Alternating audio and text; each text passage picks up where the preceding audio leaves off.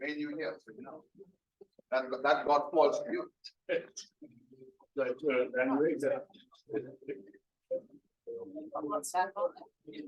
Should I see? Feedback.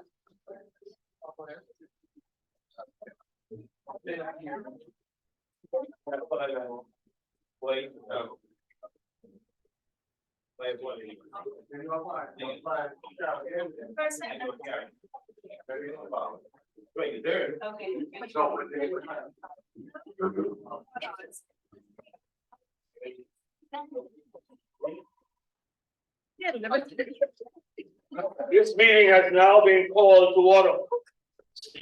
We all stand, please.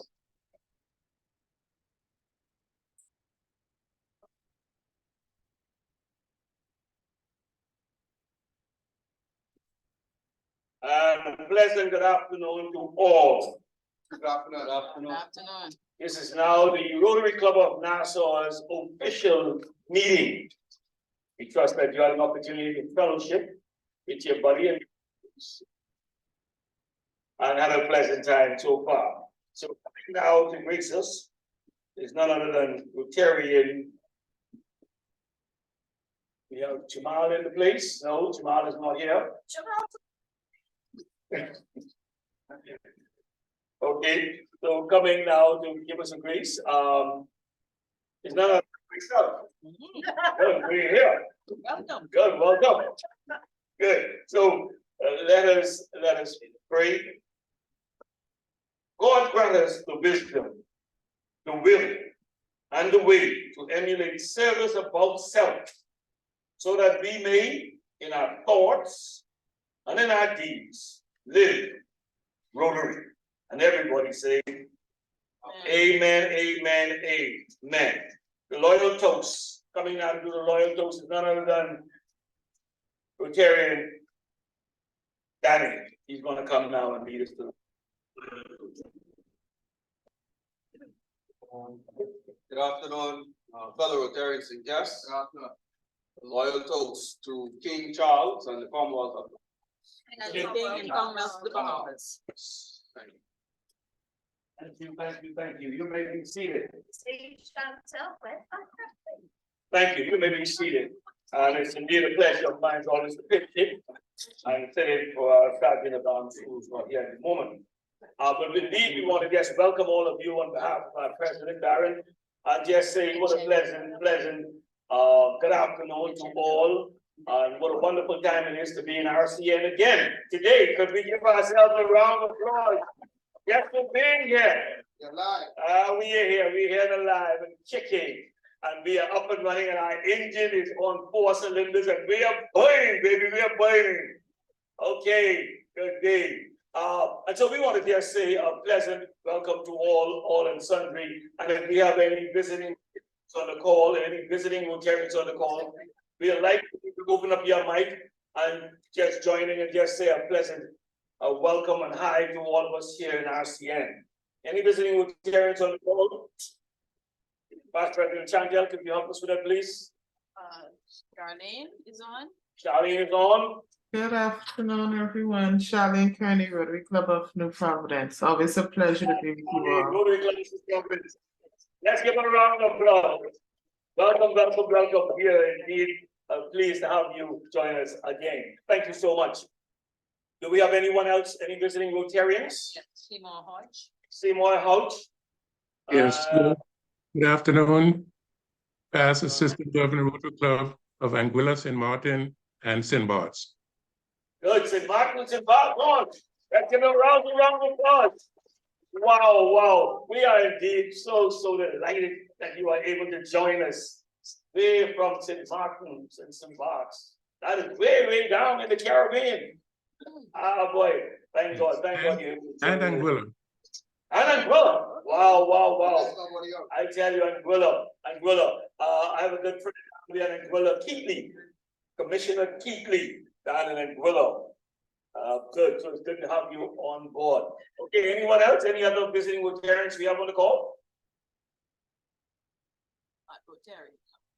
If there are no more visiting Rotarians on the call, do we have any visitors on the call? You're a special guest of a Rotary member, and you've been invited to join the call. Could you kindly just identify yourself and so we can welcome you?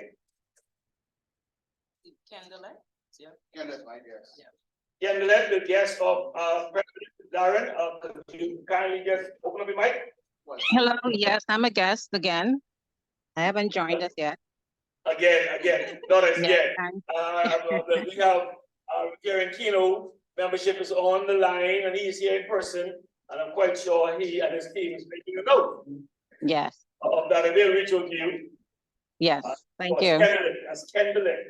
Candlelight, Candlelight or Candlelight? candlelight. Candlelight. Yeah. Good, beautiful, excellent. So we'll reach out to you. Thank you so much for joining us. And it's always a pleasure, Candlelight, to have you join us on the line. And of course, we will be more than happy to extend an invitation to you. Any you. other? We have online there. I saw a Did you Casey, stand down? I saw a Casey, but looked like they dropped off. Okay, good, beautiful. And we have no guests here in person. So We have a good. guest first. Did we have a guest just walk in there?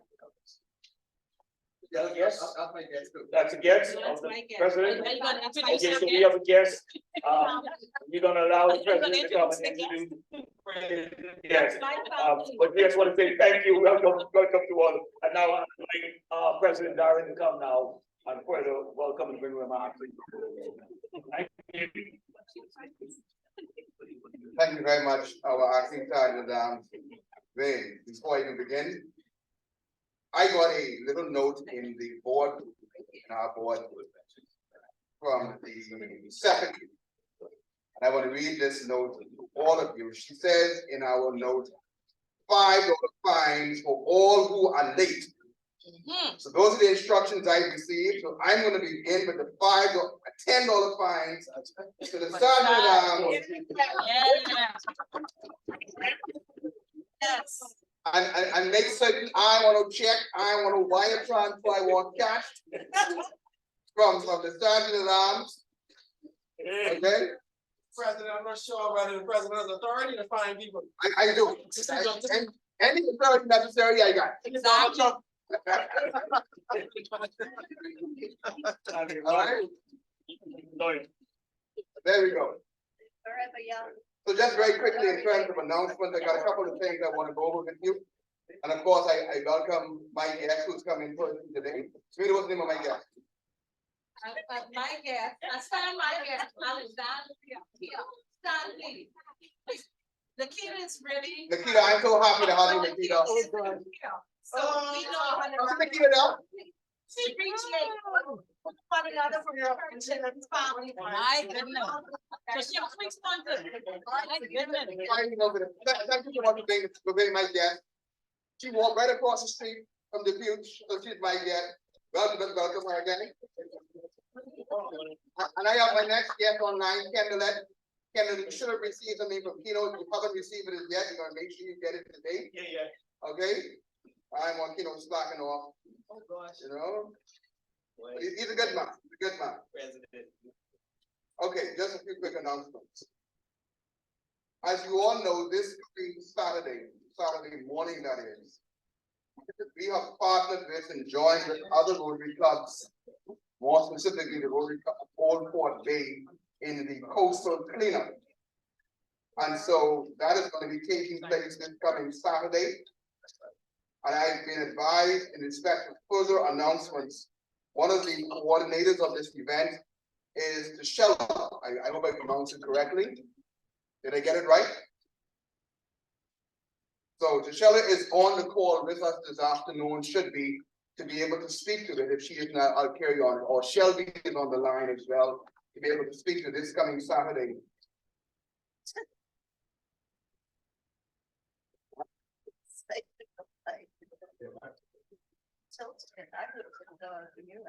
Shelby on the call? Okay. Hi, y'all meaning me? Sorry. I either tell Shelby or I think I Oh, pronounced it right. Tashella is there. Tashella is there? Yes, there you go. Yes, hi. Hi, Hello, Gisela, how you doing? I'm good. How are you guys? Great, good to have you. So let's talk very quickly about the cleanup for this coming Saturday, please. Okay, so Blue Lagoon, we're hosting the International Coastal Cleanup that will be held this Saturday at Coral Harbor. I serve as the coordinator for it. I've been doing it for the past, I want to say, 10 years, but Blue Lagoon has hosted it for the past 23 years. Okay, It's a very, very long time. And we've had the Rotary Club assist on numerous occasions. This one is wanted to be a small event. Unfortunately, it's much larger than we're going to anticipate it to be. We anticipated it to be. okay, We have a lot of groups coming out. I'm happy to have you guys come out and join with us, for sure. okay. And so this is starting at 8 o'clock on Saturday morning, yes? Yeah, so 8 o'clock, Coral Harbor Beach. You will head through the towers of Coral Harbor all the way to the back. You will see we're gonna having a live tent. The Blue Lagoon flags will also be there. The Coca-Cola flags will also be there. You can't miss it, to be honest. Just head like you're heading towards the Defense Force Base. Okay, okay, good. All right, so there you have it, ladies and gentlemen. Again, this coming Saturday morning, beginning at 8 o'clock at the Coral Harbor Beach. All of us are invited to join and be engaged in this very exciting, but very positive initiative to engage in the coastal cleanup. So thank you so much. We got a photograph there of the wonderful work they're doing there in Blue Lagoon. So we're inviting all the Rotarians to please join us early on Saturday morning to be part of the International Coastal Cleanup there at Coral Harbor Beach. Thank you so much, Tashella, for joining us this afternoon and sharing that information. Thank you for having me. I can't wait to hear more about the Rotary. And if you're not a member as yet, Michelle, I'm putting in a plug now. We hope to get you as a member of our club. So this is really us trying to entice you to join, okay? I'm excited. I want to. So the young lady, bless her heart, who's introduced me to you guys, she's done a wonderful job. And I said, I wanted to learn more about the Rotary. And she's like, well, let me invite you to your meeting to see what it's about. So that's why I'm here and I'm excited about it. Great, great, great. And I look forward to seeing you on Saturday. We can connect in person so we can really get you going. Make sure that you're part of our club. Definitely. Hope to see you guys on Saturday. Thank you. Okay. So that's one announcement for Saturday. And then, of course, all of you would have seen the information shared in the group about the memorial service on Saturday as well. So time is going to be tight on Saturday. But those of you that can, you think of their fellow Rotarians there in Ken Island, Shaquille Morse, in terms of the memorial for his father. So those of you who can, that's at 10 o'clock this, sorry, 11:30, I think it is. No, 10 o'clock. 10 o'clock on Saturday. Those of you that can make it to the memorial service there. And then finally,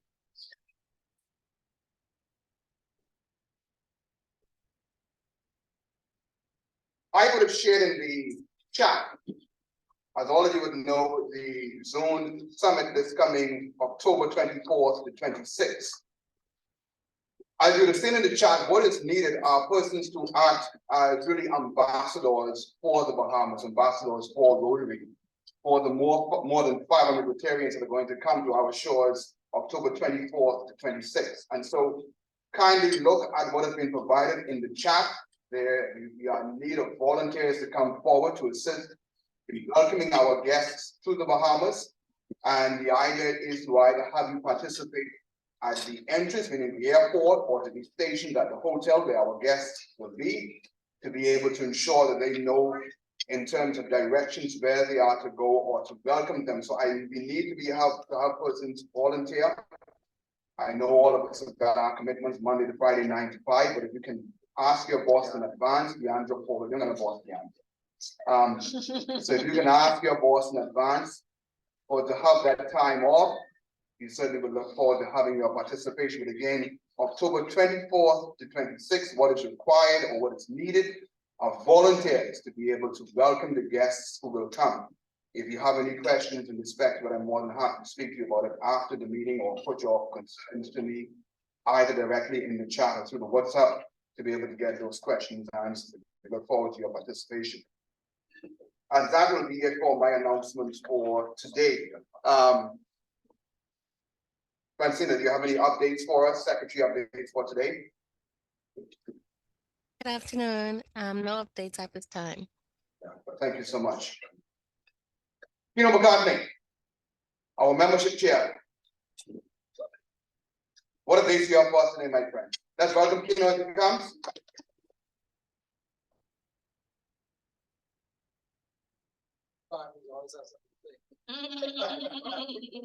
Just very quickly, we want to celebrate, there are three birthdays this week that we want to celebrate. First, Lizette today.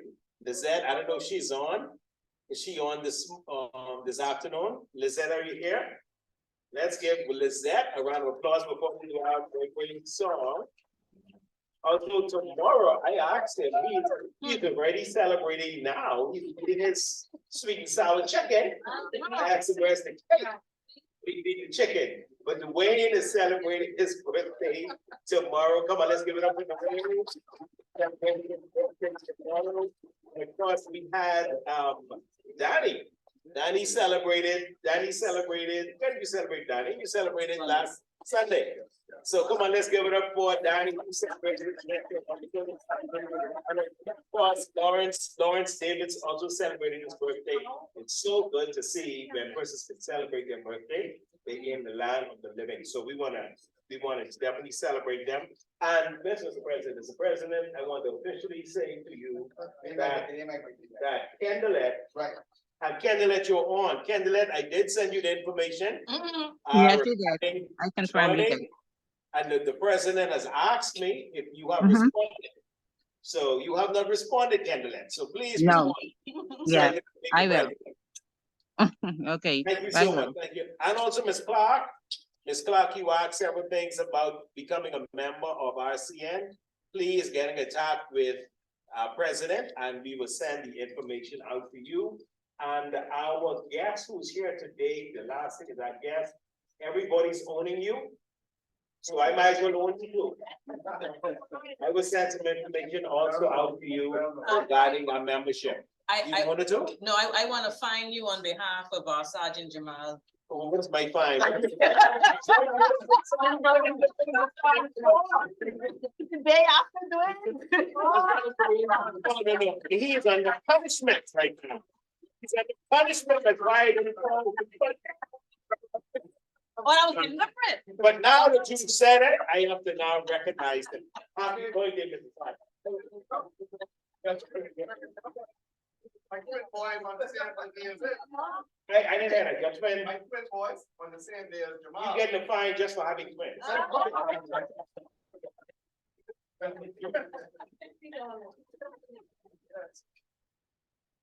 Yes, well, Dwayne, I'm glad you said that, so I wouldn't be embarrassed to say that, when I saw that we celebrated Lizette's birthday inside the chat, I had to check all the way back to last year in the chat, I scrolled down to last year, September. I said, can I say this is Dwayne's birthday around here as well? I love you all, yes, I found out, I saw all the birthday greetings last year on the 13th. So I don't feel too bad that as you only remember me because of your voice, you know, I have to check. Right? One day, I come home and my wife said, what about? And being invited. Good fun. When was that? That was the last year. No, definitely. I was talking about And even if it was. Wait, I don't know, wait, I gotta check with the missus, you know, see what's going on. I really see how we be surprised now myself. So, yes, I must say thank you to, the Rotarians who furnished me with some jokes, this week. You know, I want the president to recognize our Rotarians. Anita is just like, you know, she is there, Mr. President. Just All is ready. bring the awards this year. Make sure you remember Samita, right? For me, please. Samita, I want to say thank you very, very much for your supply of this joke. Now, So whatever what I gave to you on it very low. Oh, gosh. now, in addition to Samita, there's someone else who supplied me with a joke, another Rotarian. I'm not sure of that Rotarian name, I just have a number. Oh, gosh. I think the last three digits is 701, 557, 701. Is that person here? Let me see. That's me, Dwayne, Jamal, Sandra Ward. Sandra, thank you, Sandra. I also I wanna thank you for my deepest, one of my heart, Sandra, for supplying me with that joke. You know, sometimes you go and look and you find the same jokes recycling, but you two are providing me with some new jokes. And I'm also giving all of this fanfare and so forth, so in case you all don't like it, know who the joke came from. All right?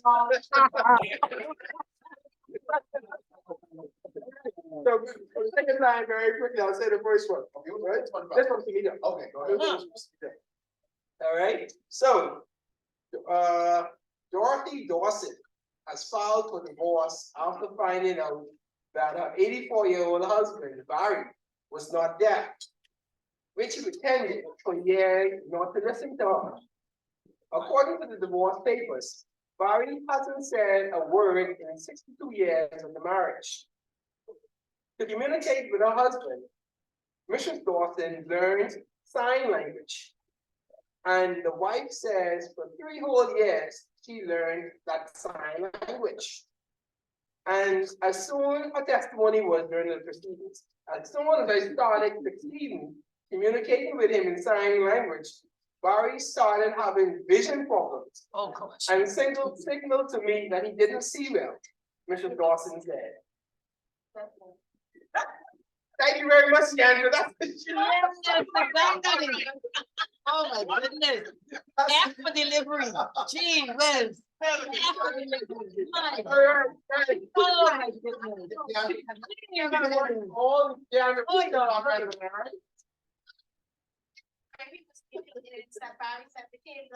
Exactly.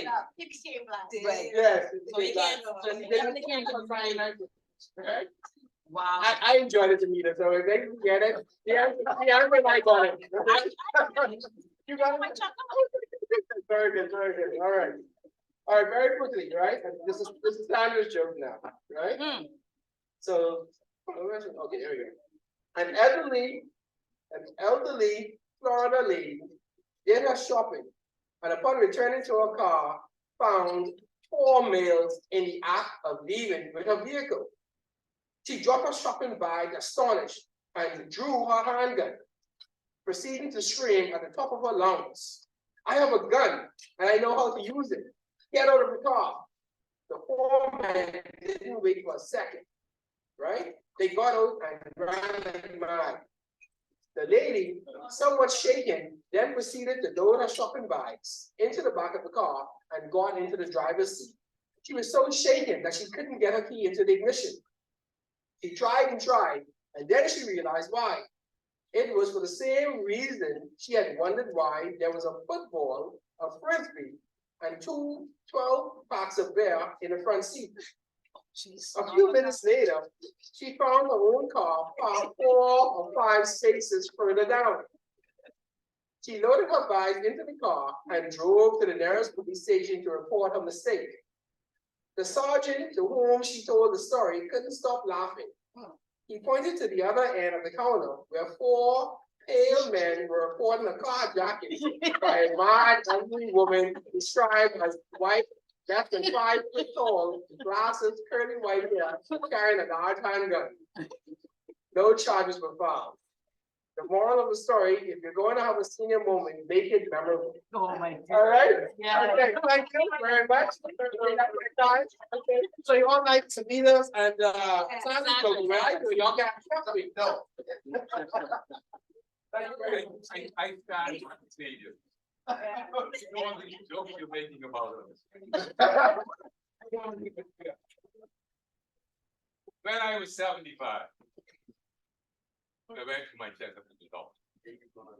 The doctor said, you're in pretty good shape. How is it going? I said, man, I wish I could live to be 90. He looked at me and said, do you smoke? I said, no. Do you drink? I said, no. Do you run around after all these women? I said, no. He looked up at me and he said, well, what do you want to live tonight? Very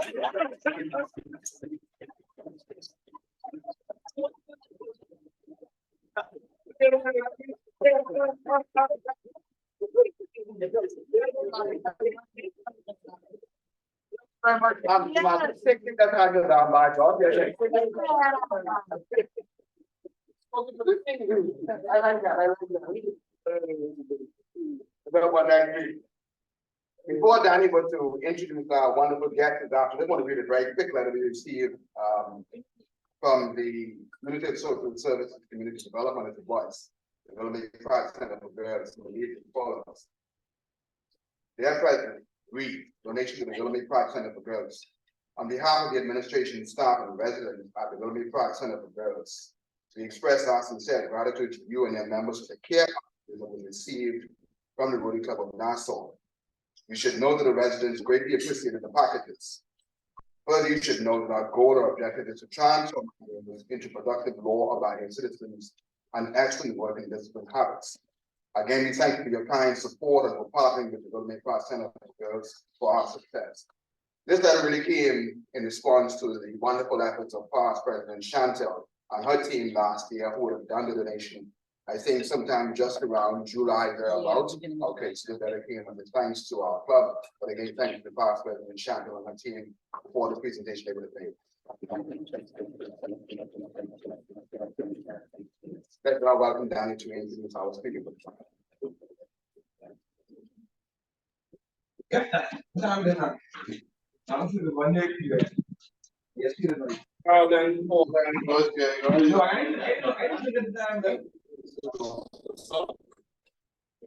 Of the Special Education Unit in the Department of Education and Special Education, with responsibility for all levels of special education services, special schools and programs, legislation, policies, and standards for special education, learning recovery task force member.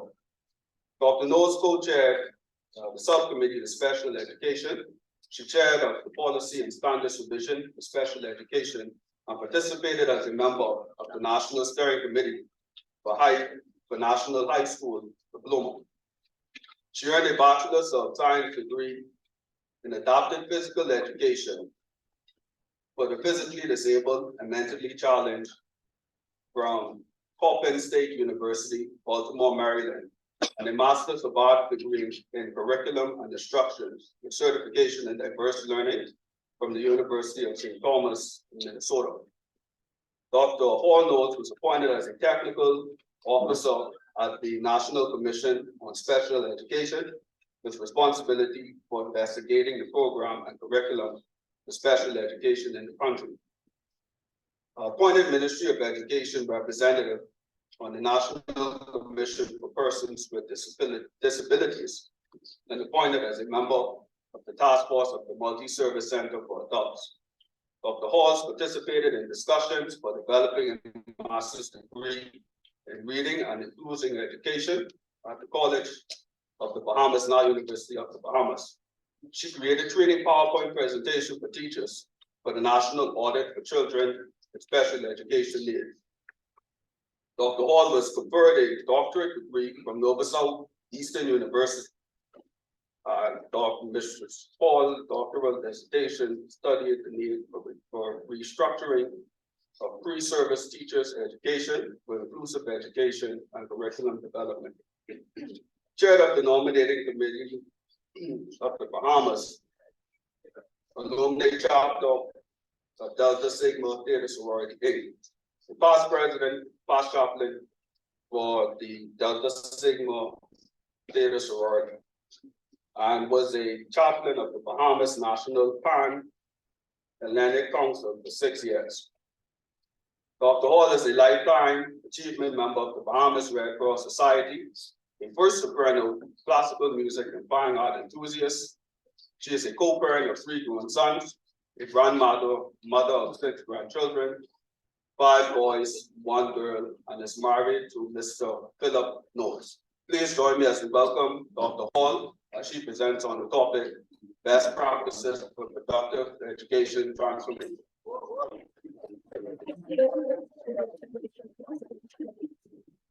Good afternoon to everyone. Glad you're enjoying your meal. Great. Before I continue, let me say, brother, you need to put that nose on the end of that. Okay, Dr. Hall knows, because my mother was also Dr. Hall, and she rests in peace. And we had another Dr. Knowles also on staff at the ministry, so all knows the distinction. As you can see, although I've had that broad topic invitation to speak to, I have narrowed it down a bit in terms of dealing with the education and preparation of teachers, considering that my dissertation would have been preparation of pre-service and in-service teachers for inclusive education and their readiness thereof. We want to begin by the arrow. The arrow.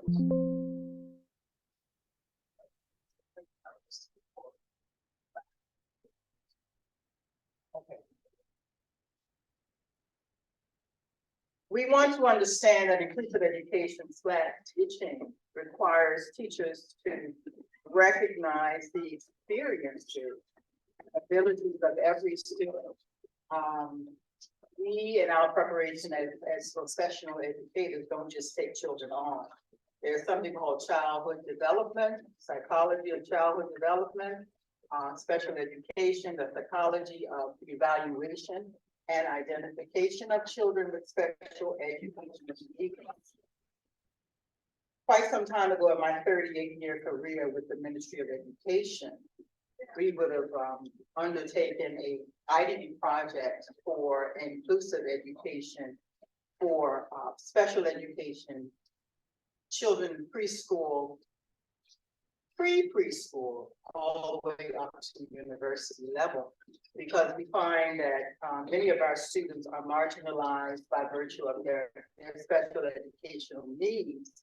And most of the time, and sometimes, often it's not because of the children, it's because we're not ready to deal with them in terms of programming.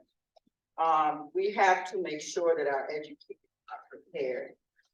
My research suggests that if they're not prepared, some of them may have a wherewithal to be afraid, to be intimidated by the requirement of what it takes to deal with a child with special educational needs.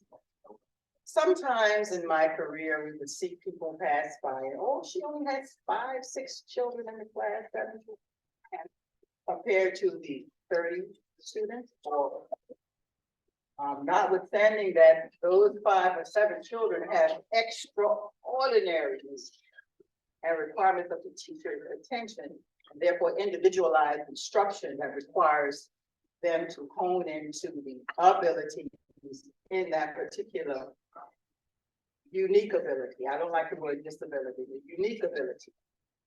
You have high flying, high achieving autism as well as low. You have children with intellectual disabilities. You have all types of disabilities, and not everyone has a visible outward sign of things that are wrong with them.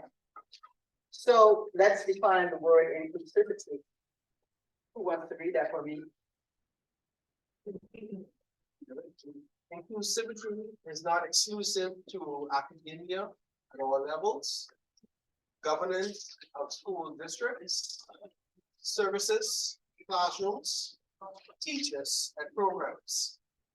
Inclusive education engages society, community, and the environment. So that simply states that we can't just make inclusive education about the classroom, the education process. We have to make it about the entire world, the entire environment where these children participate as citizens. We can't assume that the schoolyard would embrace the students if the greater community is not embracing the students. Particularly when you talk about the deaf and hearing impaired, and I dare say that gentleman who was deaf with his wife, boy was clocking out, gradually clocking out, because he didn't want to be there. So he needed 2 excuses, and he found them, but she should have put him in a home. And then he had to come out. We have to make everyone engaged. You know, we have the law for persons with disabilities, equal opportunity built, where it talks about ramps and accessibility and all the things that should have happened by now to accommodate persons with special needs, physical needs, educational needs, etc., persons with disabilities. That hasn't happened yet. Sad to say. It's gradually still happening, but it's not happening with a light heart to include and engage everyone. Persons with disabilities simply want the opportunity to be active, productive citizens and to be recognized and appreciated for who they are. So with the noun, the definition of inclusivity, who's going to help me with that? Where is it? Oh, next page. Oops, next, sorry. Okay. Inclusivity. Now, the practice or policy of providing access to opportunities and resources for people who might otherwise be excluded or marginalized, such as those with physical or intellectual disabilities or belonging to other minority groups. So that may be not all encompassing, but it's enough for us to understand that we need to be open. We have a Stapleton School for the children, it used to be called Stapleton School for the mentally retarded. That's no longer called that. It's called Stapleton School. And the understanding is the children who are mentally challenged attend there. And then you have children who are autistic who attend there. And you have mixed ability children who attend there, just like you have in all of our other facilities, programs, and services.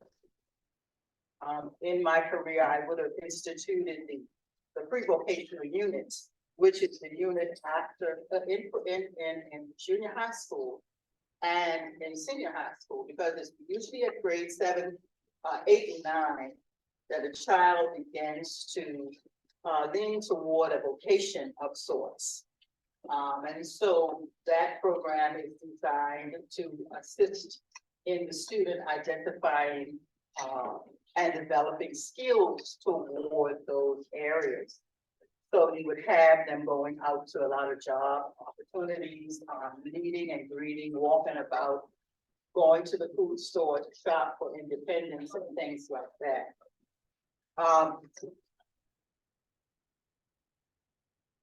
When we talk about who are the students with special educational needs, all of our students are students with special educational needs because most often everyone has a special need.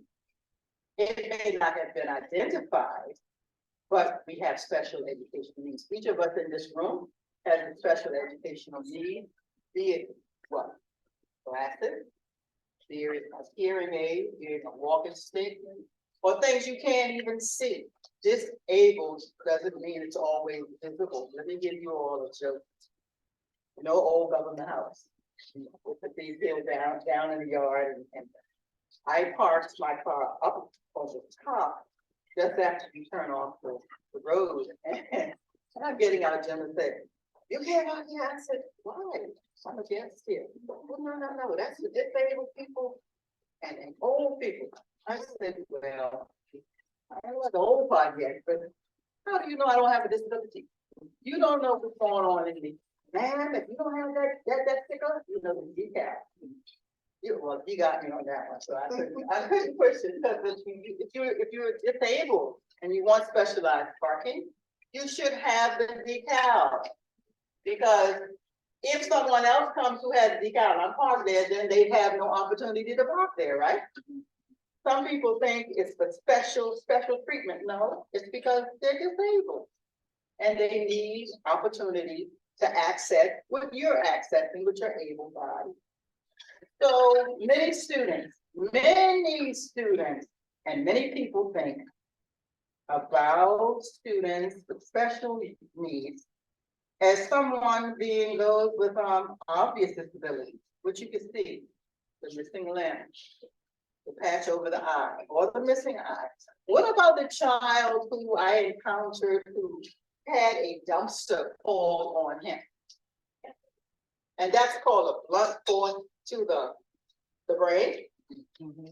So that child had a whole mammoth of changes and things that he had to adjust to, and his family had to also adjust to. So that is something that was traumatic brain injury. No one anticipated that, but it happened.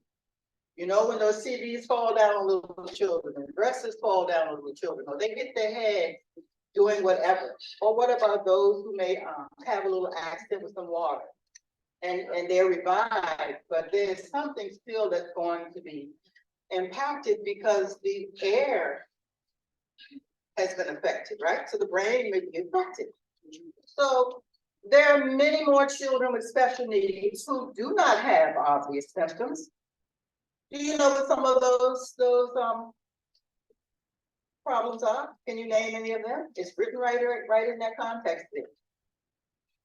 What are some of the children who don't have obvious recognizable disabilities? Dyslexia. But Down syndrome is a little more obvious because it has certain traits. What about, you all can't see it, too small, learning disability? Huh?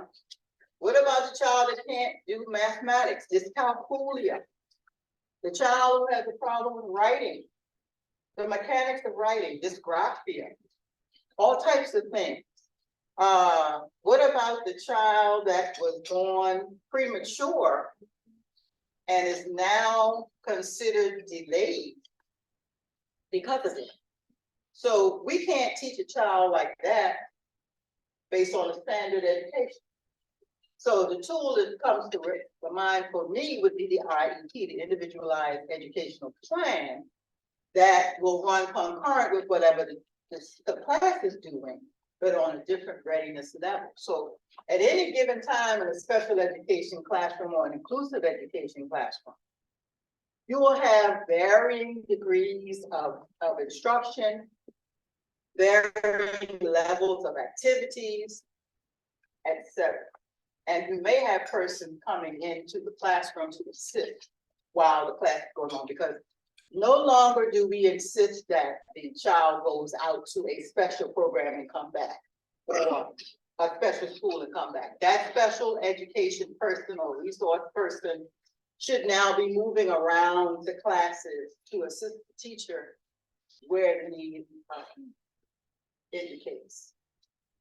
And so most of the children are in general and regular, what they call general and regular education. They're in the classrooms now. They're not, it's not waiting if they come. They're already in there. Because believe it or not, all of the programs cannot accommodate all students. But we try to impact the classroom by having special education trained specialists come to the classroom and deal with the students in that manner. And so how do we empower our teachers? One of the important elements of education is that we need to begin at the beginning, at the pre-service teacher education level at the University of Bahamas happens here. We need to meld the School of Education and special education together, because as I said earlier, it's not if a student with special education needs shows in the classroom, it's when they are there, they're already there. And so the teacher needs to be able to address all needs of all students at all times, as well as have a support system. So we want to make sure that everyone, the principal, the vice principal, teachers, heads of departments are all on the same page in terms of inclusive education. I can remember in my career, we had a Center for the Deaf at my school. And many of those children are very high functioning students. Only thing, impairment was that they were deaf. And as I heard a deaf, not a deaf educator, interpreter said last night on the news, they don't use the term hearing impaired, they say deaf. My connotation of impairment is if there's a slight problem in one area of hearing, but they use deaf.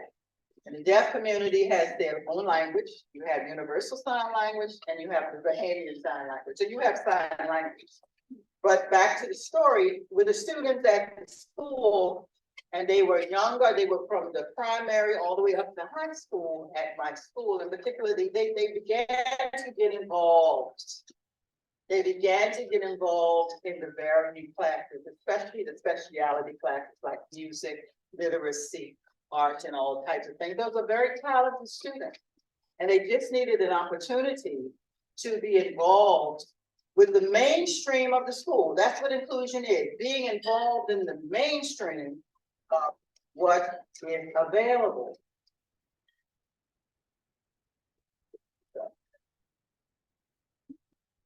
And so we have curricular adjustments.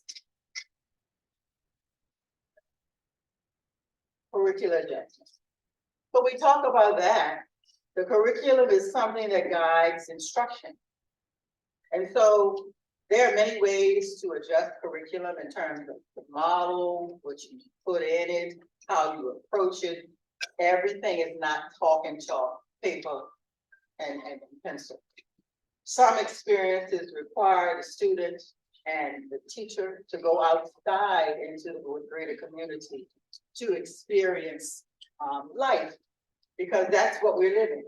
And the idea of Ministry of Education, Department of Education, they want their students to be productive citizens, and students with special educational needs and physical needs and other types of needs can be productive citizens if they have the opportunity to do so. So adjustments can be made to teaching and learning strategies, classroom organization, classroom management, learning environment, teacher presentation of information. So the teacher doesn't always stand up and talk. What if the teacher takes the time and opportunity to assign a child to do a presentation about what is going on? So there's diversity in the management of the classroom, the organization of the classroom, the presentation of the lesson, so to speak, okay? What we always inculcate is that everything learned is melded, everything is joined together. So I don't just learn these spelling words in isolation. I need to use these spelling words and know that these words are out there in the atmosphere and they're used all the time. So we don't just learn science in isolation. We don't learn reading in isolation, because reading and math are in everything we do. So we need to teach our children to transfer all of those skills into everything we do. So we also look at student demonstration of knowledge and skills. How do we expect a child to demonstrate that? Can we always have them sit down and do a paper test? Or can we have them create a project of their choice with parameters, of course, to be fulfilled, but they have the wherewithal to design to show that they have acquired this knowledge. It's not always just talking to tests, a written text, because our world is not like that. Our jobs are not like that. So we need to always be open to how to show the skills. Homework, that's as a grandmother now, I see my grandboys come home, they hate coming right home to do homework. I agree. They hate it. I think sometimes, now don't quote me, this is a personal experience. I think it is sometimes an invasion of privacy, of family time. Absolutely. So, but it ain't going nowhere. So we still have to do it. It's a good chunk of the children's grades, so we have to get it done. So have to make homework appealing, so to speak, or find the right time to do it and set aside a nice place for it to go. Yeah, do it with them, but let me get the joke. I had a third lower string, majority of boys, but I was the one, I kind of like, I will read the psych report and all of that, and I'm gonna put it aside, but I'm gonna work to their strengths. I had a mother send me a letter. I mean, a big long letter with all kinds of misspelled, so I really didn't think it worth my time. I'm like, you know what? For the sake of this boy, let me read this letter. I read the letter. I walked to my supervisor and said, sir, all due respect, you better read this, because if I speak to her, it's gonna be different. The The woman told me, stop sending homework home, cause she can't do it, and he can't either.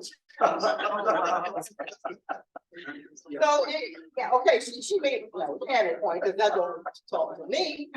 It says, if he didn't do his homework, that would have given me an indication that where I need to begin with him, or where I need, where I need to go with him, because he's doing the work in class. But on his own, you can't see it because she's doing it. Y'all ain't guilty of that.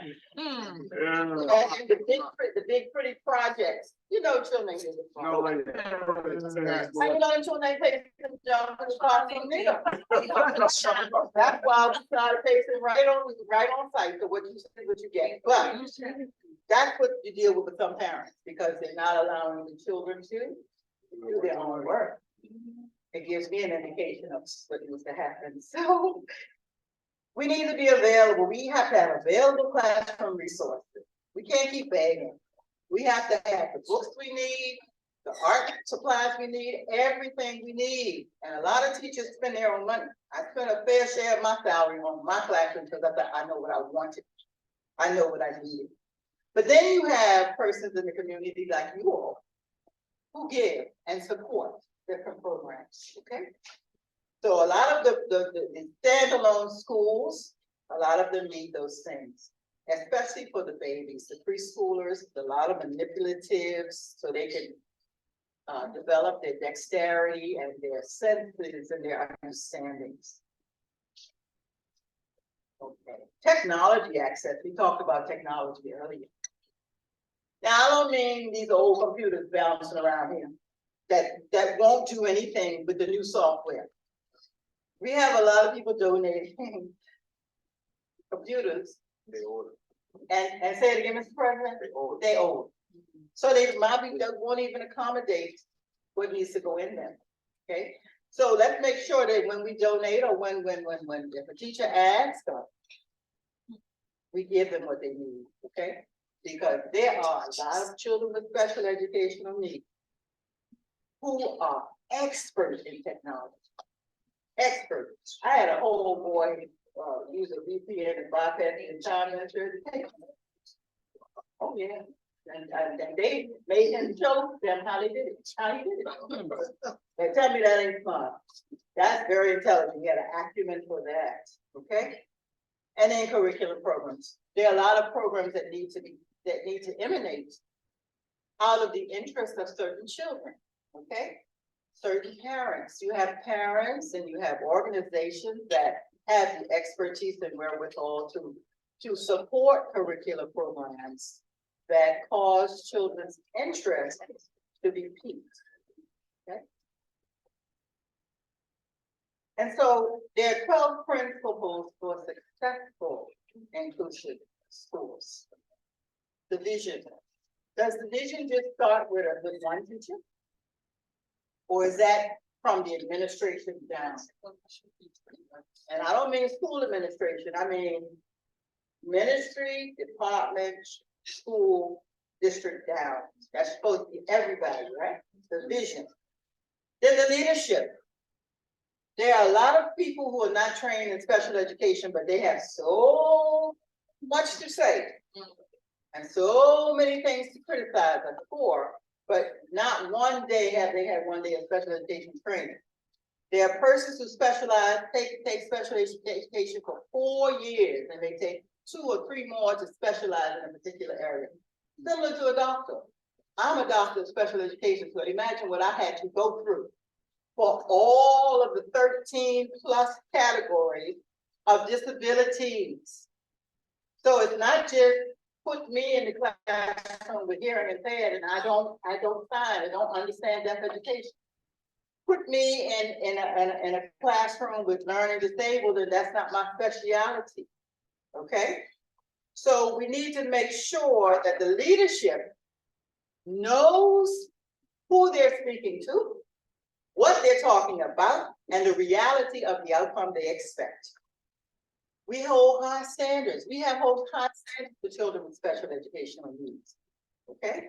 We've always had that they become productive citizens, that many of them acquire a high school diploma, so that they may become gainfully employed if that is the manner in which they decide to go. Not just a school leaving certificate, because that doesn't go anywhere on people's jobs. They need a high school diploma. A sense of community, a sense of being welcomed in the greater community of not just Nassau, or not just any other island, but the country, the world. So I've been hearing a lot of problems about persons boarding planes who are disabled, who are in wheelchairs, and people becoming impatient because they're behind them. You just have to wait. The person has to board. They pay their ticket. They have to board. Then the chair has to be removed. Then the aisle has to be cleared. Then you can get on. It's just like parents coming on with babies, with young children. So we need to have some patience and understanding. We have a varying array of services, school psychological services, services for the hearing impaired, speech and language pathology. And you know what's one of the important things? What about school attendance? School attendance officer? You know, when we had COVID, a lot of children, we lost a lot of them because of different things like interconnectivity, lack of devices, just ain't there. The parents had to work, so who supervised? So it caught a lot of us off guard in terms of readiness and preparation for receiving and monitoring and evaluation of them. Changed roles and responsibilities in inclusive education. You don't just expect the principal to sit in the office. The principal should be able to interact. Do for students what a special education, inclusive education teacher does for students, all right? The training, that's why when we would have had trainings, we invite all teachers, all administrators, so that you could learn something to be involved. And then we had a number of standalone programs, private programs that were offering training and autism education. And so we would have availed ourselves of that. So the access of technology, physical accountability and modifications, partnership with parents. That's one of another most important areas where we need to focus on, partnering with parents. Okay, because if we get the parents on board, now you're rushing to see special education, 38 years.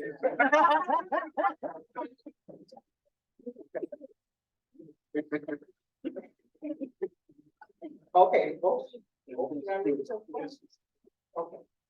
Let me just stop by saying inclusive education is something that is very important and close and dear to my heart. And I thank you for allowing me to come.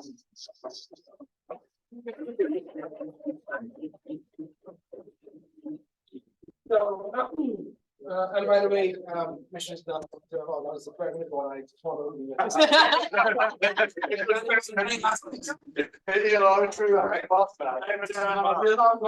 Questions at parking lot, right? We'll bring up in parking lot. Paul, on behalf of the Rotary Club of Nassau, just would like to say thank you for taking the time to come and be our speaker today and presenting on education grants. Yes.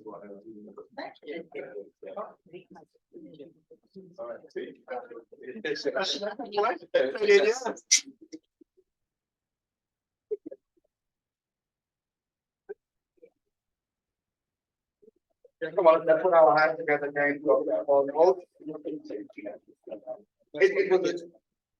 a very, very informative session. We have a parking lot session afterwards. I do hope that we have the chance to hear more from you. But it was a very, very powerful session. I thank you so much for sharing. And as we spoke about the lower stream of the students who were taught, any of those boys in that class named him out.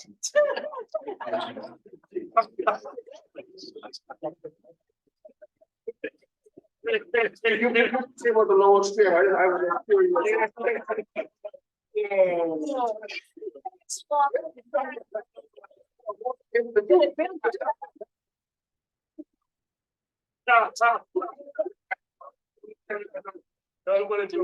Alrighty.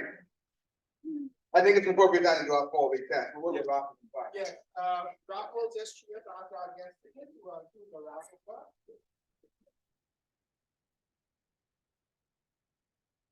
Thank you. Raffle is $75, 5 is 10. That's the middle ticket. One person fine. Only one Yes. person. Aquino came like you're fine, Aquino. Find out about it, taking picture. Okay, 720 is the last number, 720. What? Hold on. Two zero. Thank you. Awesome. Thank you, 720. Thank you. Thank you, Patricia. Yeah, good job, I guess. Put it this way. It was like, Yeah, I think I'm-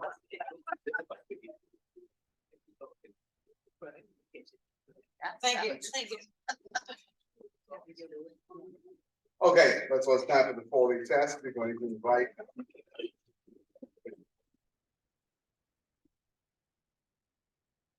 President Stephen Dean to lead us through the Foley test. Hey. Make sure. I want to make a mistake. Of the things we think, say, or do.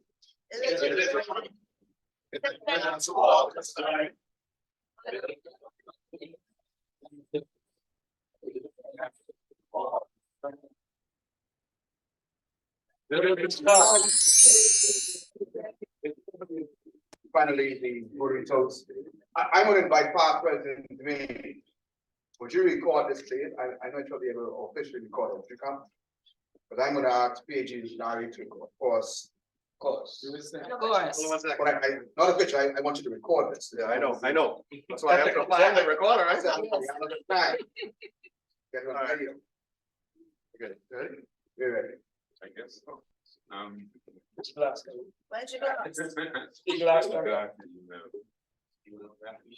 Fellow Rotarians, I guess, let's raise our glasses for all of those Rotarians and guests who are here.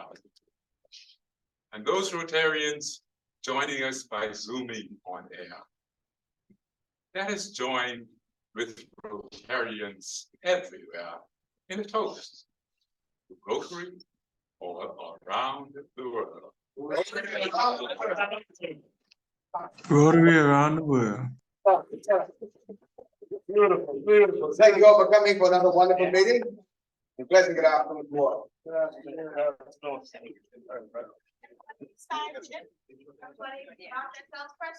I think I did. I don't think I signed myself in the end. Oh, I got the suicide pin. Yeah, right. Suicide pin? Oh, that's anti-suicide. Anti-suicide.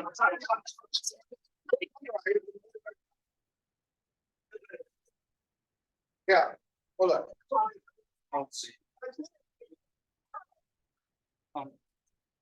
Oh, sorry.